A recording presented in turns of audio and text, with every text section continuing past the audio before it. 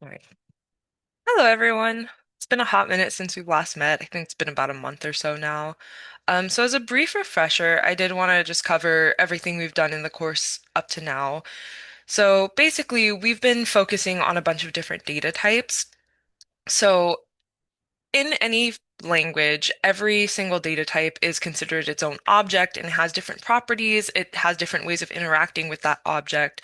So even though everything up to now has just been like, this is one object, this is another kind, what we're going to start transitioning to is we've built up that we've built up that toolbox of all these data types, and now we're going to see how we can use them functionally. Like, what do we use different data types for?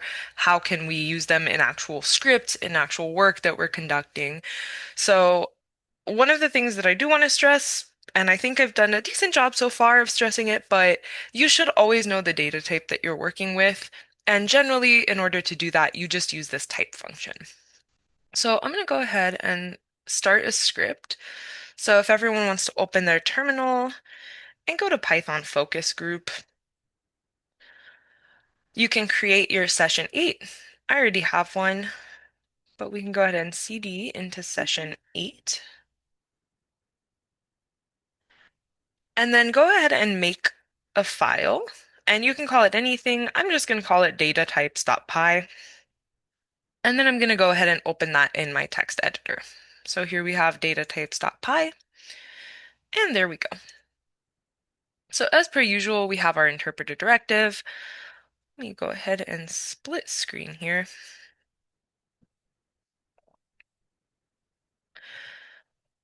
So we're going to look at different data types briefly and just have kind of a brief review on what those look like. So different data types. So we can say type 1 is hello world. So we can say print type 1 and then type. So this is type 1, the variable, but this is type as in the function type. And then we'll check the function of type or the data type of type 1. So now if we run Python 3 data types.py, it will say that this is hello world with the class of string. So maybe as we go through, it might be nice to just mentally remind yourself and see if you remember what each of these data types is called.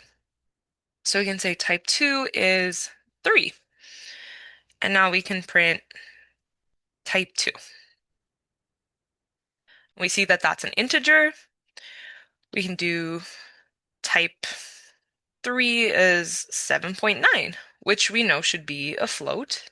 So I'm gonna keep all type 1 through 3 here. So we'll say check data types. So now we see that 7.9 is a float. And then we start getting to weird things. So we might have something like type 4 is 1J. And we briefly went through this, but this is a complex number. We don't really use this much. And then we have all sorts of other types. So I'm going to copy these in here and we'll just go over one by one. So we remember that type 5, I'm going to send the markdown link again since I see some other people have joined. There we go. So this is just directly from the markdown. So I'm just following along here. So this data type 5 is denoted by the square brackets, so that we know is a list. When we have the typical parentheses like this, that's a tuple. This is our range, which we've covered. When we have the curly brackets on the side, this is a dictionary. So that's when we have paired values. So name Vicky, age, I'm a little older than that now. We also have sets, so this is similar to a dictionary, but it's unique. There's all sorts of different types of data sets and or data types, and what we're going to be really focused on here is using them today in some way that's very practical. So here, if we complete all of our different data types, we can see lists, tuples, ranges, dictionaries, sets, frozen sets, booleans, bytes. We didn't really cover bytes and byte array stuff. I don't think you're really going to need that. But the stuff that we're going to be using mostly from this point forward are strings, integers, floats, and then some sort of sequence types, so things like lists and dictionaries. And those are really going to come into play today as we start going into for loops. So now to transition away, are there any questions up to now about different data types? like why we have data types, anything related to just generally different data types. Oh, okay. So in that case, we're going to finally transition to one of my favorite things, which is for loops. So I believe in the past I have touched a few times on showing loops, but I said we would deal with it later, so now is the time for that. So we're going to go ahead and create a file called forloops.py. And we're going to go ahead and open that forloops.py and get started with our new file. So I'm going to make this a little smaller so I can type everything on one line. There we go. Okay. So as usual, we have our interpreter directive. Now, the reason we care about our data types is because for loops can iterate through certain kinds of data. So if we say, let's make a list and we're going to call it magicians. So remember when we make a list, we do square brackets like this. So inside our square brackets, we can start adding elements like Alice, David, Carolina, and this could be any number of things. So, in the context of something like biology, for example, this could be a list of sequences or nucleotide patterns that you're interested in finding and want to do the same operation for. So, for loops, the reason they are called a for loop is basically you say, for every item in this thing, do this set of actions. So, we can say, let's say we just wanted to print the magicians. We could do something like this and just print magicians.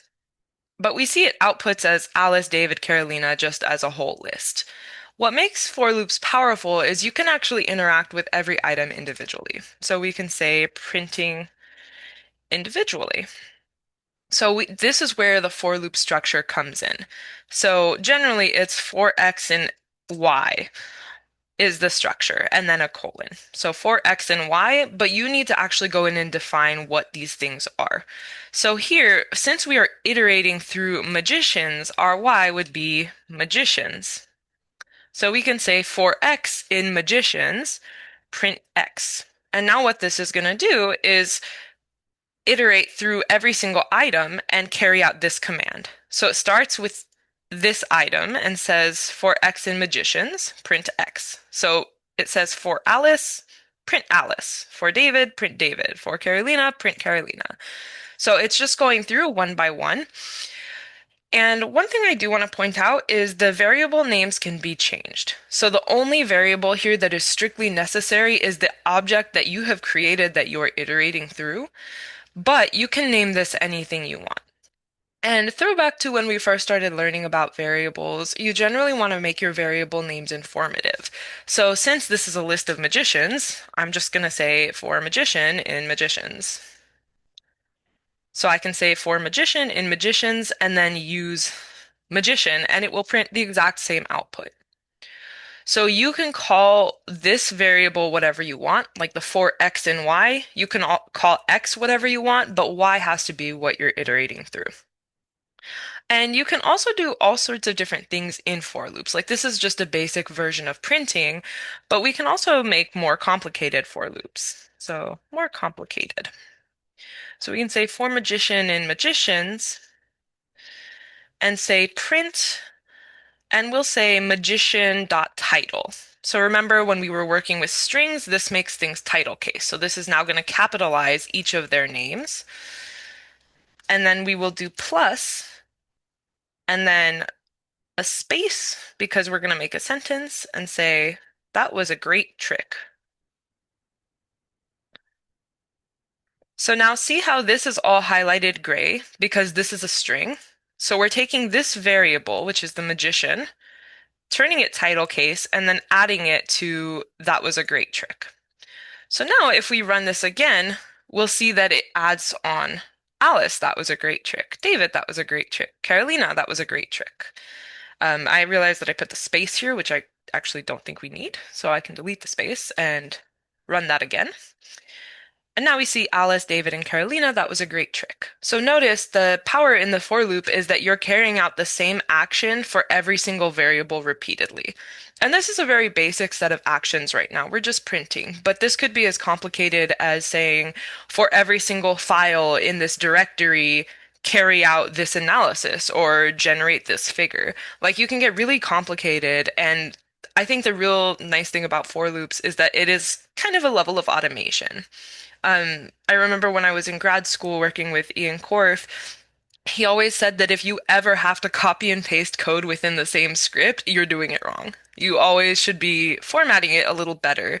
And the reason is, let's say that I wanted to print magician.title. That was a great trick, but I'll say Alice, that was a great trick. David, that was a great trick. And Carolina, that was a great trick. Functionally, this prints the same thing. So we don't see any difference between this and this. But now, let's say we want to change something. So say we're doing a differential gene expression analysis for multiple conditions, and we want to change one of the parameters. So in this case, let's say, Alice, that was not a great trick. Now, instead of seeing that it's going to change for every input, it's only changing for this one line. So here, it's only one line that is changed, whereas if we change it in here and run it, it will keep it consistent for all of your stuff. So this is really important because when you're doing analyses or doing sort of visualizations that you want to be comparable, you want to make sure that everything is being treated the same. You don't want to have one script for a DEG analysis where you normalize and then one where you forgot to normalize and now you're trying to compare things. So using for loops is really helpful because it keeps things consistently applied to the objects you're working with. So we can also add more lines to a for loop. As I said, you can get as complicated as you want. So if we wanted to add another thing, we can say print, I can't wait to see your next trick. And then for ease of reading, remember we learned briefly about escape sequences, and this dash n means a line break. So I want to insert a line break so it separates things out visually for myself. So now when I run this, we see, Alice, that was not a great trick. I can't wait to see your next trick. And then this line break. So every input is separated by a line break, which is just a good practice for organization. So you can add as much as you want in the loop. And notice that with a text editor, you can actually collapse your loops, and this will show you what is part of a loop and what isn't part of a loop. This might be specific to text editors. But let's say you've now done the thing you wanted to do and you want to move on to the next portion of your script. How do you do that? You just unindent. So let's say here, instead of putting it in the loop, I put it over here, which means like I'm not indenting. So if I do it like this, it just prints once. So if you want anything to be repeated for each variable, it needs to be indented within the loop. So here, if I indent, it's going to apply and do this thing for every single item. So as I mentioned before, Python is a little bit lenient when it comes to spaces, but not so much indentations. So if you're working with any sort of nested structure like a for loop or a while loop, which we'll cover later in this session, then you're going to really have to pay attention to your indentation. And this is consistent with any language. I think in R, you need to have consistent indentation when you're writing loops or functions and things like that. So here, indentation does matter. If it's indented, it gets executed as part of the loop, and if not, then it does not. So see, if I do this here, it shows that my loop has been broken and it's no longer part of the loop. If I tab, it gets included as part of the loop. So that's a really big distinction that I think we need to focus on as we move forward. But there's all sorts of other things you can do. This is just an example with musicians, but you can also do other basic for loop options. So we can say we have a list, we'll call it A, and we'll put the numbers 1, 2, 3, 4, 5 in here. So you can say for, and again, you can call it whatever you want. So I'll say for value in A, and then print value. And now this will say 1, 2, 3, 4, 5, and it's printing individually. We can do the same thing with dates. So we can say dates equals 1982, 1980, 1973, and then for date in dates, ooh, print date. So one thing you want to pay attention to is sometimes if you are working in a text editor, it will automatically indent. So it detected that this was a for loop. So when I click enter, it automatically indented for me. Sometimes that causes issues because I double indent. Um, but that's just another one of those kind of helpful things about using a text editor. But notice the formatting for this is the same every time. It's for something in your object, and then you define it. Generally, good practice is that if you have a list of items, you name it the plural version of the item. So if you're working with DNA sequences, you can say sequences equals, and then your list of sequences, and then say for sequence in sequences. That way, it's very intuitive when you're reading your own code. So remember, now a little bit of a throwback, we learned about indexing lists. So this is when you have something like dates 0, and this will call 1982. So you can actually access both the index and the item at the same time. And this sounds like it's not super helpful, but it kind of is, particularly when you're trying to see what number iteration you're on, or if you're trying to find how many items you have. Like there's all sorts of weird use cases for this. But generally speaking, it's nice because you can use this to manipulate the value. So you can say length of dates. So the length function will give you the entire length of dates. So you can say for I in range of X. So now what is this doing? Instead of just iterating to say this is the date in dates, this is a length. So let's just take this one at a time. If X is the length of dates, let's just print X really quick and see. I'm gonna clear this. So the length of X is 3. So that means what we're essentially running in this for I in range X, we're saying for I in range 3. So what we can do is say print I, and it goes 0, 1, and 2. Because this is going through a range, it starts at 0. So we're talking about index 0, 1, and 2. So index 0, 1, and 2.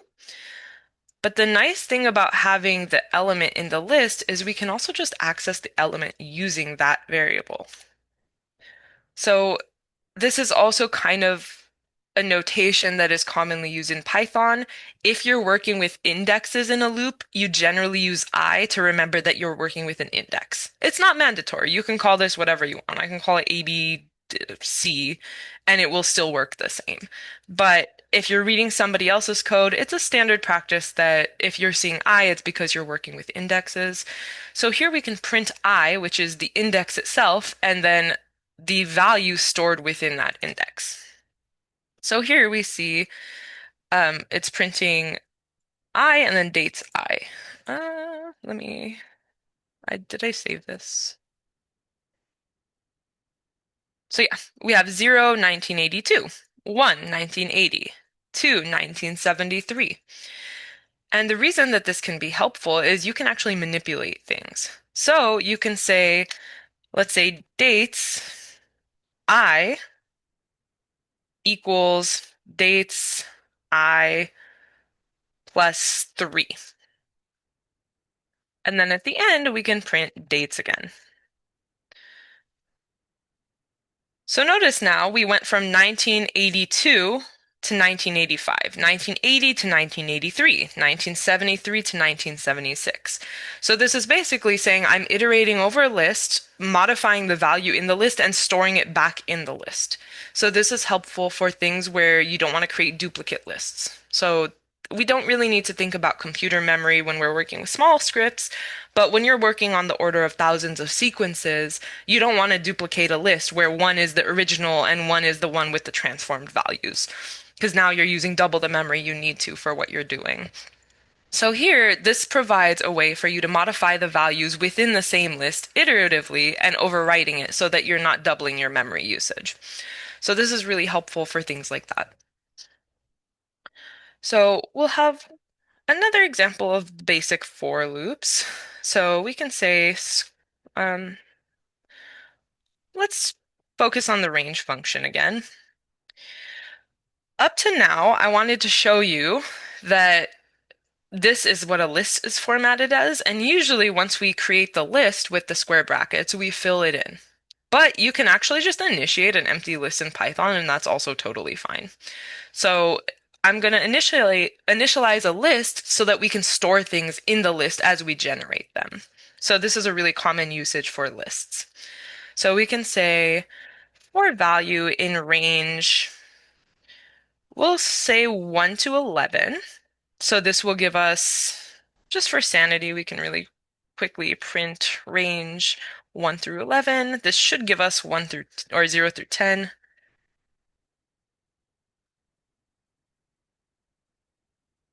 Mm,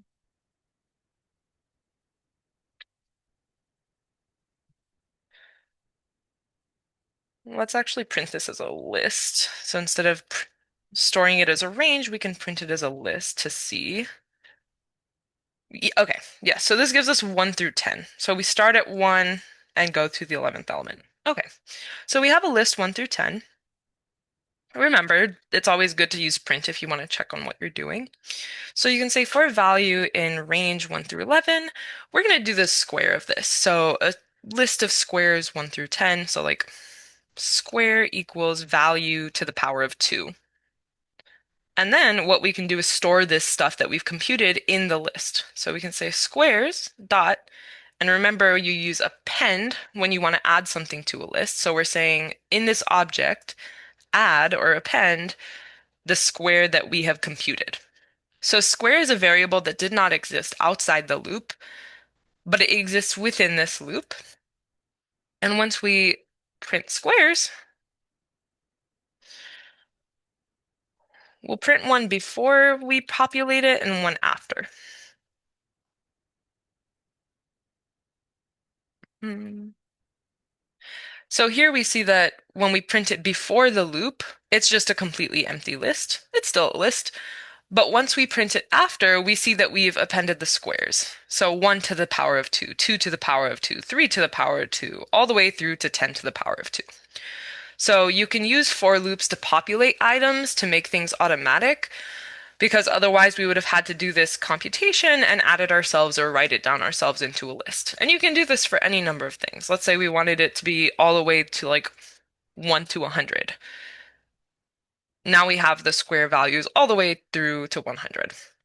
So this is the power of lists. It's just really helpful to automate tasks.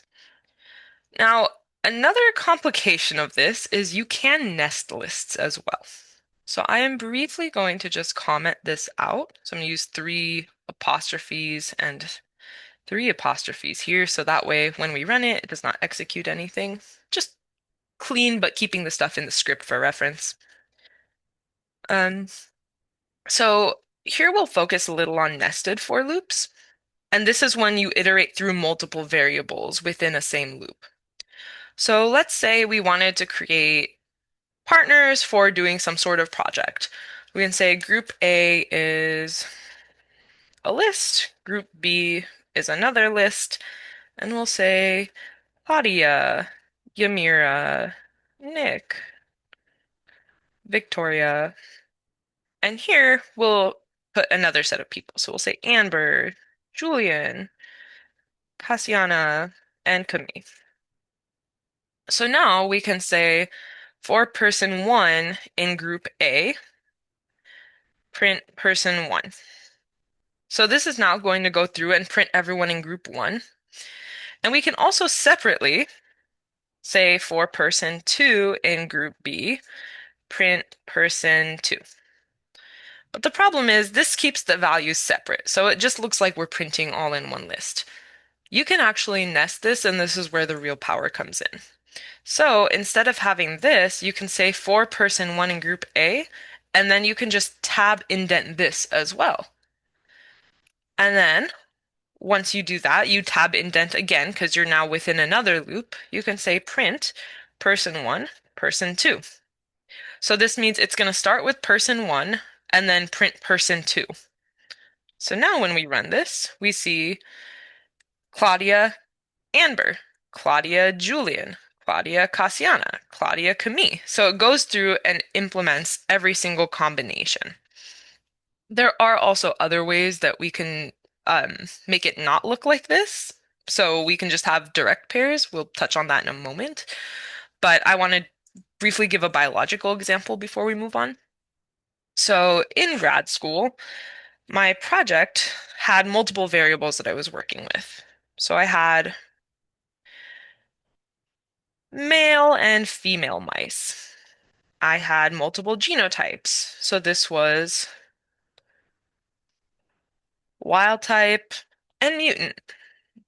I also had multiple time points. So I can say E18, P30, this is in mice, so like postnatal date. So P60, P120. And then I also had multiple cell types. So I had CAMK2A neurons and VIP neurons. So one way that I can check what different combinations of conditions I have is just doing a nested for loop. So I can say all conditions for Vicky's project. And now we can say for sex and sexes, for genotype in genotypes, for time point in time points, for cell type in cell types. And now we can print sex, genotype, time point, and cell type. So notice these are the objects that we created. This is why I say it's generally helpful to have your variables be informative in a loop, because if this was A, B, C, and D, we would very quickly lose track of what each of those things was, whereas here we just see the name of what we're working with, which makes it more intuitive. And here we see the conditions. So we have male wild type E18 for CAMK2A and VIP, male wild type P30 for both of those cell types. We have the same for the mutants. So this gives everything combinatorial, which is really nice. But going back to this example of the person one and person two, let's say we didn't want it to be combinatorial. Let's say we were like, no, we actually just want it to be like one pair versus another. So there's this function called zip. So you can say, um, we'll add it here. So we'll say parallel for loops. So for a parallel for loop, you need your groups to be the same length. So both of these have a length of 4. So we can say for group A, group B, so they're separated by commas, in, and then we say zip. So the zip function, we give the two objects we're iterating through. So here, oh, not group A, group B. So for person one and person two, and then we say group A and group B here. So this will say for person in group A and for person two in group B. So it's doing it in parallel together. So we can now say print person one, person two. Let's clear that.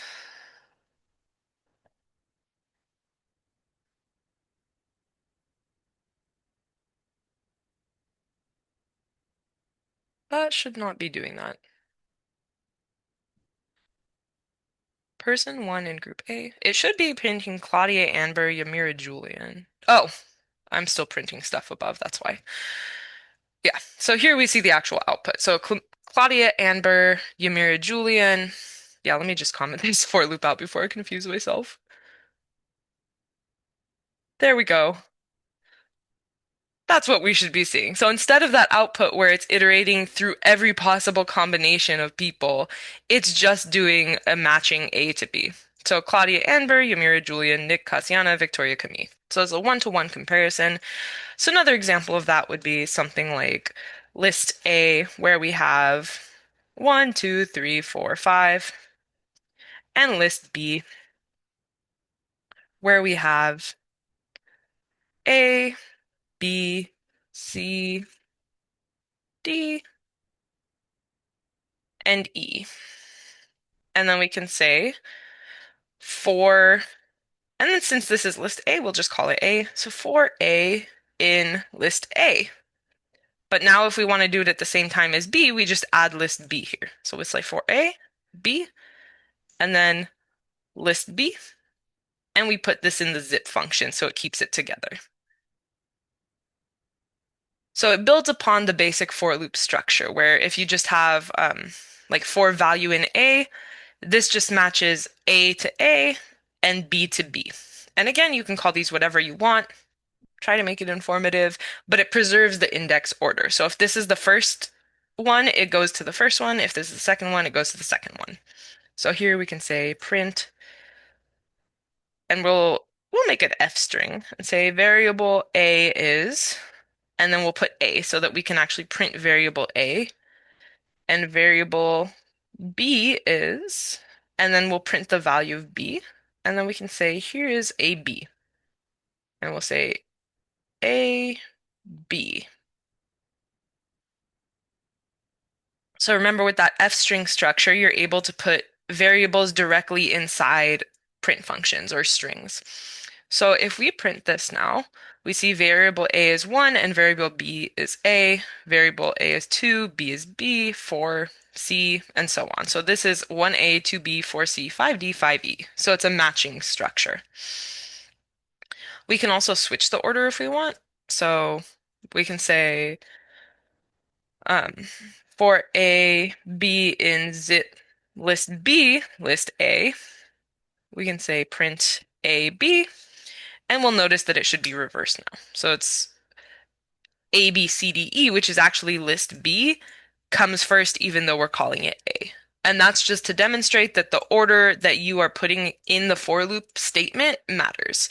So the first thing matches this variable matches the second thing. So even if you switch the order yourself, it's still going to do based on the actual index order. So just be mindful when you're iterating through multiple things. I like to just generally print stuff and make sure it matches what I would personally expect.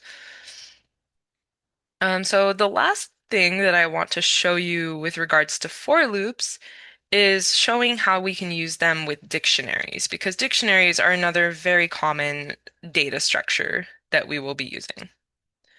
So I'm just going to comment everything out of here. Okay. So we'll start fresh and say ages, and we'll make our dictionary. So we give it a key. So the key is going to be the names, and the values are going to be the ages. So Vicky, 28, Zosha, 24, Elizabeth, 30. So now we can't just say for age in ages, because this would act like we're iterating through a list. But if we do this, it's just printing the key component of it, but we can't access the full data structure like that. So when you're working with a dictionary, it's really good practice to determine if you're working with the keys, values, or both. So if you wanted to access keys only, you can say for age in ages dot keys. And since the keys are names, we're actually going to just switch the age to name. So for name in ages.keys. So this prints the same output as before, but the benefit of it is now we're doing something that's a little more informative so that when we make our code a little more complex, it's intuitive to us as we're writing it. Now, if you wanted to access the values, remember that there's the values function that we learned about. So we can say for age in ages.values. And now we can print age, and this is only going to print the age component. So now we see 28, 24, 30. But what if we want these things at the same time? And this is the real power of dictionaries. Most of the time, if I'm using a dictionary, it's because I want the stuff to be paired. It's because I'm doing something with paired values. So in order to do that, there is a function, we already briefly learned about it, called items. So we can access keys and values. And it uses a very similar notation as that zip function. So we'll say very for name ages in, but instead of zip, since this is a dictionary and it already has uh two values, we can say ages.items. And that will return the key and the value. And it is always preserved in key value order. So this is going to be your key and this is going to be your value. You can, for understanding sake, switch this to key value. And sometimes if I'm working in a really nested loop or something like that, I like just having key value so I know what component I'm working with. So here I can say for key value in ages.items, print, and we'll make an F string and say key is value, which is our age, years old. So now we are maintaining that paired information. So Vicky is 28 years old, Zosh is 24 years old, Elizabeth is 30 years old. So you're maintaining that paired information.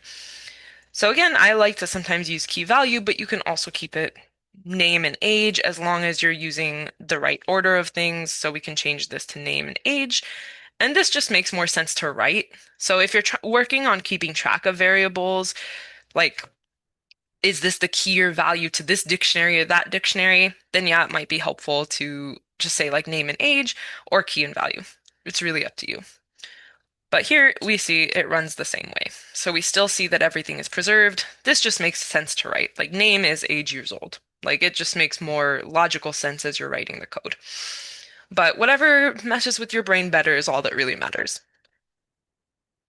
So that's going to conclude our for loop section. The next thing we're going to jump into is while loops.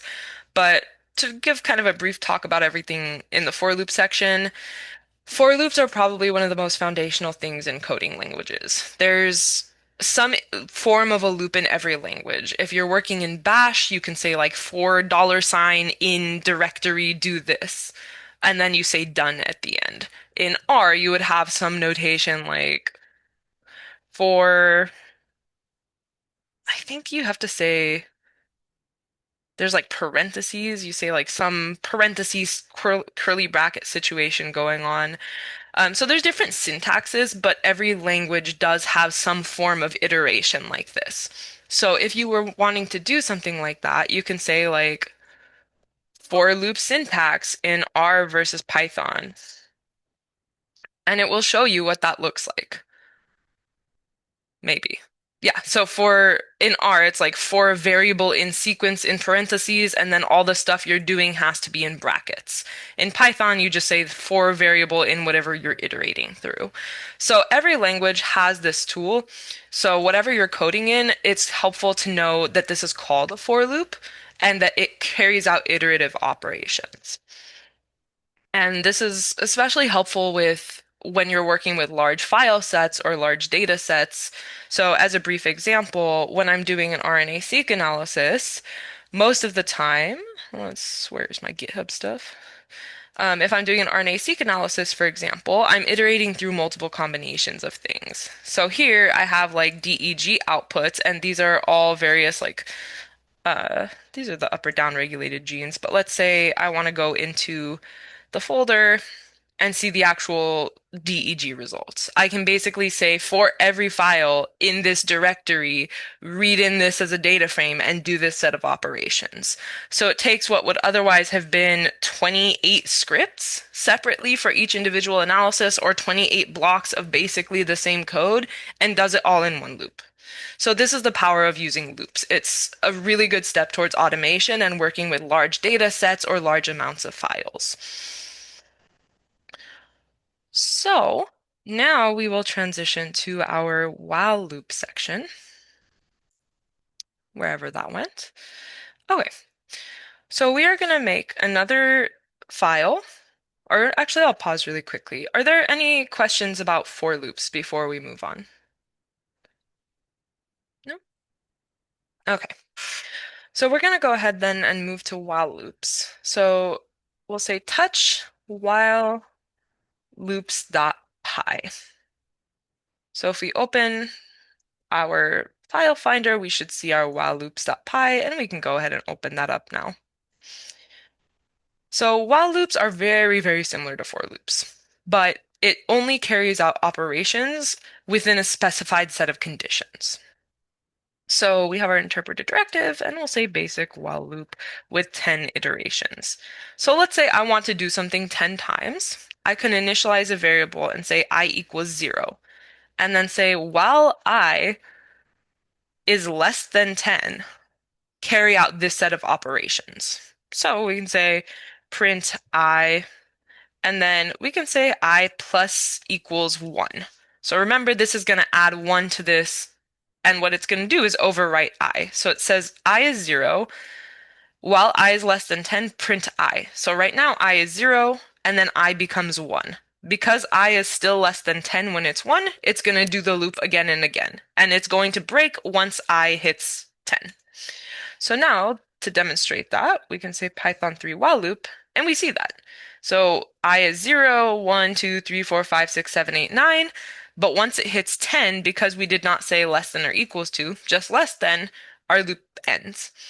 So this is similar to a conditional, where if you meet a certain condition, you're able to execute code, but it's more helpful in my experience for making things run a certain number of times or for counting how many times something occurs. So you can also do this with two variables. So we can say x equals 11 and y equals 1 and say, well, y is less than x, print y, and then we will do the same thing and just y plus equals 1. So we just iteratively add 1 to y until it's less than this.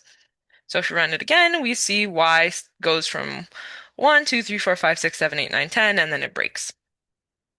So while loops can be helpful occasionally. They're not something that I use frequently, but it's one of those things that's kind of like in the realm of I'm glad it exists because on an occasion I'm like, oh, this would be really helpful for this use case. So you're probably not going to use them often, but just knowing that they exist as a way to kind of iterate with a conditional is helpful.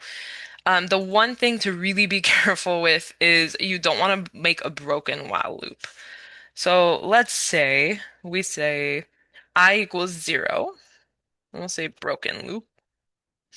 I equals 0, and we'll say print, or no, not print. While I is less than 10, print I.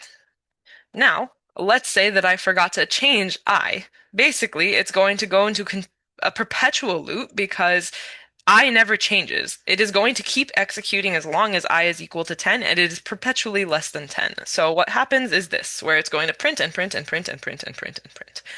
In order to stop that, you can click Control and then C. So that's how you actually interrupt something at the terminal. You can click Control C. Oh, I just saw a question in chat. Could you technically write these while loops as for loops? You can. So that's generally a safer practice if you're just trying to do something. Like you can say, let me see, while loop as for loop. So you can say,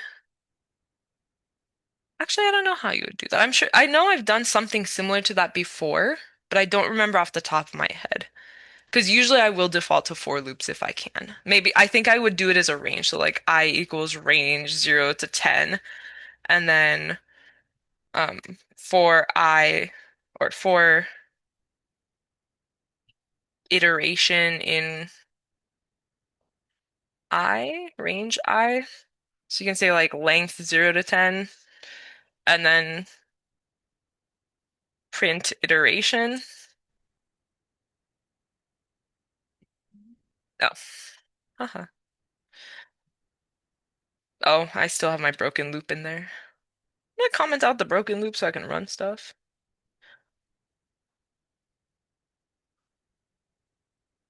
Length takes one argument.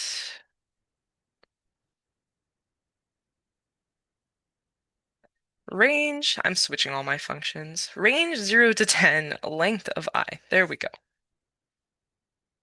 No, int is not iteratable. We'll turn this into a list now because lists are iteratable. Or not. Okay. For iteration in I. There we go.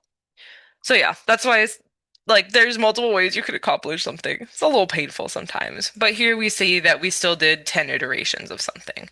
So this can be a slightly safer practice, but as you can see, saying like I is zero, like this notation, like I is zero, I is less than 10, just add one to it, can be a little easier than having to be like, okay, I need to make a list out of a range for this many iterations and go accordingly.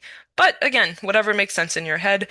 This is safer in that you will not ever end up with a broken loop situation. And I have done that accidentally, where I've like accidentally written in a broken loop and then submitted it to Slurm and then been like, why is it timing out? What is it doing? Why don't I have an output? So this is safer for that reason. But yes, you can do a like while loop as a for loop essentially. So there's also a little bit more complicated things that you can do. So we can say complicated while loops. And we'll give it a list of dates. So we'll say 1982, 1980, 1973, 2000. And we'll say while the year is not equal to 1973, year equals dates. I, I plus equals 1. Don't worry about this for now. We'll look at the output together, so it might look like random stuff right now. But if we print this, I'm gonna comment out everything above this.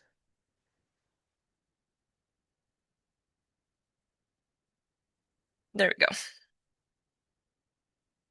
Year. What did I do? Oh, year equals 0. That's what's going on. Okay. So we have to initialize our variable. So here we say while the year is 0. Let's try that. Okay, there we go. So we're basically iterating through dates, but as long as the year is not 1973, we're going to add 1, which means we're going to iterate through and go to the next sequence. So we see that we're at this index, and it's not 1973, so it prints. We're in this index, so it's not 1973. But once this year gets overwritten to 1973, it breaks this while loop. So this is like unnecessarily complicated way of doing certain things. It's kind of like what Amber said, like if there's ways to do this as a for loop that are way easier. Like you can say um, for year in dates if date does not equal 1973 print date for date.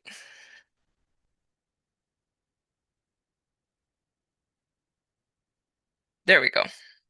So we have similar outputs. So there's different ways that you can do it. Um, Generally speaking, whatever makes sense in your head is fine.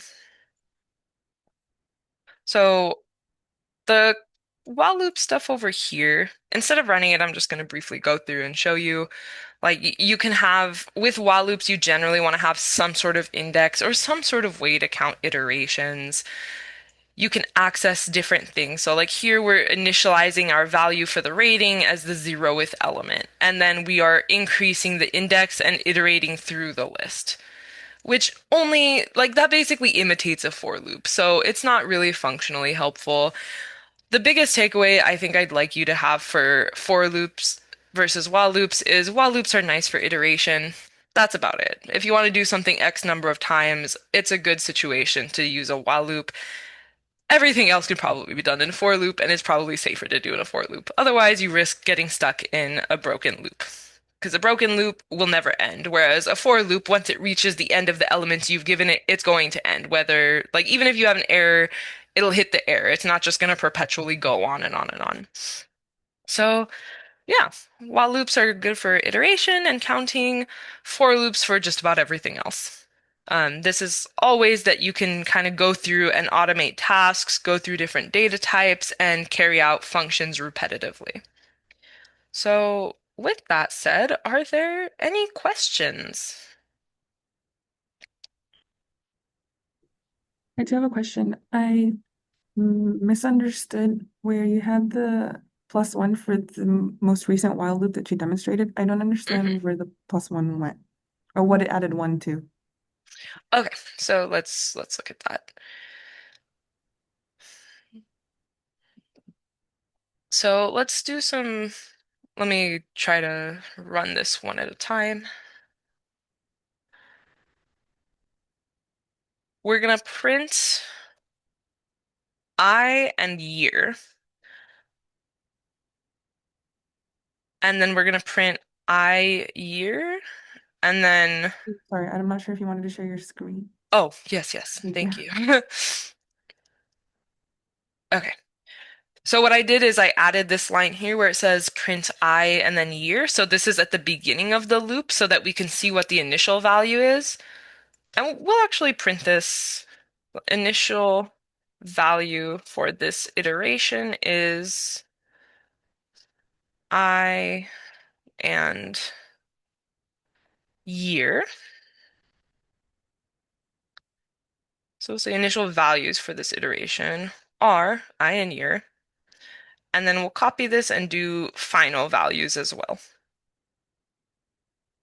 Final values for this iteration are I and year, and we'll end this with a dash n so we can see every iteration on its own.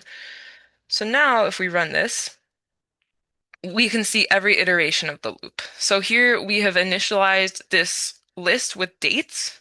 So we have 4 dates, and we have set I equals 0 and year equals 0. So what's happening is because year is equal to 0, this condition is being met. So the initial value for this iteration says that I is 0 and year is 0. So now we're overwriting year to set year equals to dates I, and I is this index. So we're basically saying year is dates 0, which is 1982. So now year has been set to 1982, and then I plus equals 1, we're just adding 1 to I. So I has gone from 0 to 1, and year has gone from 0 to 1982. So that's the final value. So then the next iteration, these are the starting values. So the initial values for this iteration are the last values that we had. So the initial values are 1 and 1982. So when this is 1, we have year dates 1, which makes year now 1980. And then we add 1 to I, which makes I 2. So now we have I equals 2, and the year is 1980. And so the final values are these two. Those get initialized as our next values, and since 1980 is not the year 1973, that condition is still being met. So we have initial values are 2 and 1980. So then we have year is dates I. Since I is 2, that makes our year 1973. And then we add 1 to I, which puts I at from 2 to 3, and our year is now 1973. So because we said only execute this while the year is not 1973, it stops here. Because now that year has hit 1973, it's over. So the idea of this is that, like, let's say there's an element in your list that you're like, I only want to compute up to this portion. Let's say you have it sorted and you're like, I only want to do it for things starting with A. So you can say, like, once it starts with B, end it. So stuff like that, like subsetting could be helpful, but I would personally just subset the list directly and then do a for loop. But this is an example of something you can do. Is there a way to do it where you don't include the last one? Like if you said you want to do it until you get to B, but then based off of how the loop works, wouldn't the list include the first value of B? Say that again? Like if you had a bunch of words, right? Hmm. And you said you want to do it alphabetically, so include everything that has A, but then as soon as you get to the first one that has B, the while loop would include the first word that starts with B, right? Because it's this one included 1973. Basically, if we wanted to stop it at 1980. I think we can do that. Let's see. So we'll make an example list and see if we can do this. So we can say example list is mm, Apple, Arrow, Amazon, Anchor. boat. Maybe we can say, for example, in example list, while example dot starts with A, print this word starts with A. Let's see if that works. Ah, okay, I broke the loop. This is why while loops are not my thing. While example, okay, let's take this a step back. Let's say print example. What is the example that's Oh, the issue is here, example is Apple, and because we didn't tell it to change the index, it kept printing. So this is exactly why you would need the I plus equals 0 situation. So we can say our I equals 0 to initialize this, and then say I plus equals 0. So we're actually going to format this a little different. So instead of this, well, if I equals 0, and then example equals 0, or example 0. Yes. So while example dot starts with A, so this is example, which is A, print this word starts with an A, and then add 1. I think that's still gonna Do you break. should it be example list 0 instead of example equals example 0? I think so. Example list 0? Let's try that. No, I still broke it. Okay, so example list is A, I equals 0. Example, we'll just start with 0. It's an easy way to initialize everything. So, well, no, I think we do need to initialize this. We might have to combine this with the for loop. Let's see. No. Example list 0. Let's get rid of this really quick. And say, no, you know what? We're gonna do the classic print thing. I like my printing, so we're gonna print some stuff here and see. So the initial values for this iteration are I and example. And we'll say this word starts with an A.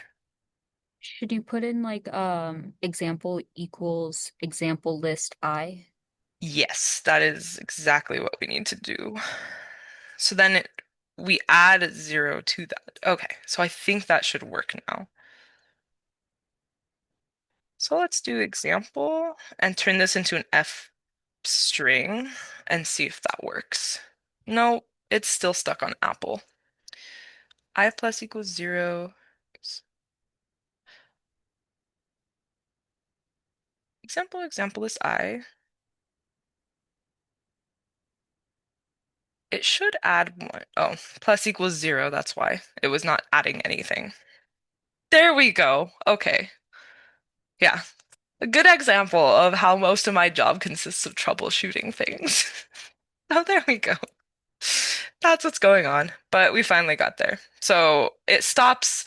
The final value is anchor, and then once it hits boat, it's like, yeah, this doesn't start with an A, so we're done now.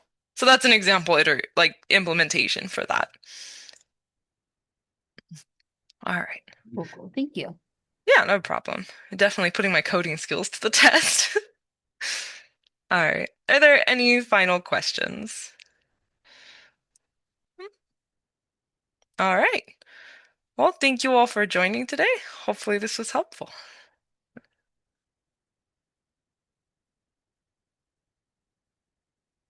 Thank you.